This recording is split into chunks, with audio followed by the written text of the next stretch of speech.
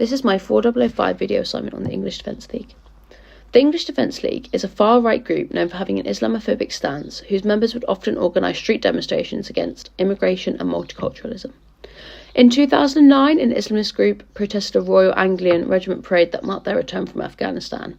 In a counter-protest, a group called the United Peoples of Luton persuaded hundreds of white young men to take to the streets.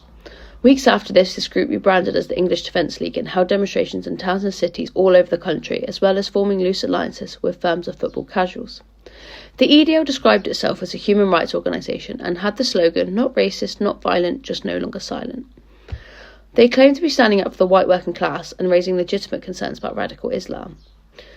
The EDL held regular protests throughout 2012, with a few hundred supporters turning out in Leicester, Bristol and Walsall. Although there were a few hundred in these locations, the EDL was not reaching levels like in its early days. In May 2013, Lee Rigby was murdered by two Islamists in Woolwich, and after this the EDL held a number of significant demonstrations and gathered over 1,000 supporters outside of 10 Downing Street. However, in October 2013, the group's leader resigned as he claimed that his decision was prompted by concerns about the danger of far-right extremism. Community tension refers to situations or scenarios in local communities that might risk peace, stability, cause fear, insecurity, or division among community members. It involves both major events or problems, such as national or international issues, as well as smaller ones like hate crimes. Additionally, tension within a community may act as inspiration for change or give opportunities for positive community improvement. The EDL holds street protests in order to demonstrate and draw attention to their views.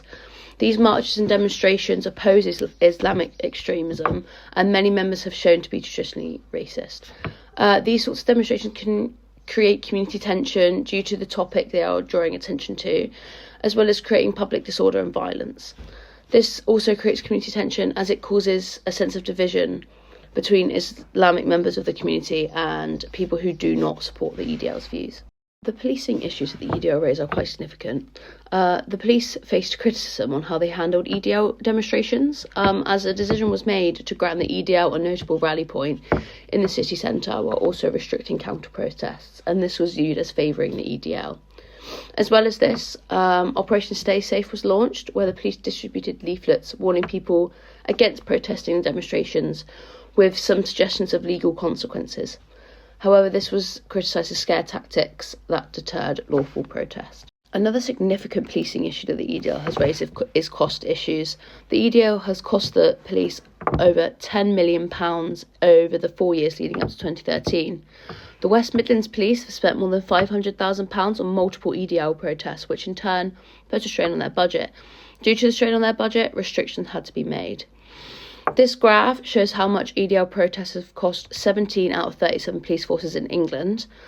Bedfordshire Police had the highest cost of EDL demonstrations, with their cost totalling to £2,447,172, and West Yorkshire Police costing a total of £1,911,088. These costs include for paying officers for overtime, as well as getting officers from other forces to help with the protests. Community cohesion is where different barriers are broken down between social groups, as well as a sense of trust being built within the community.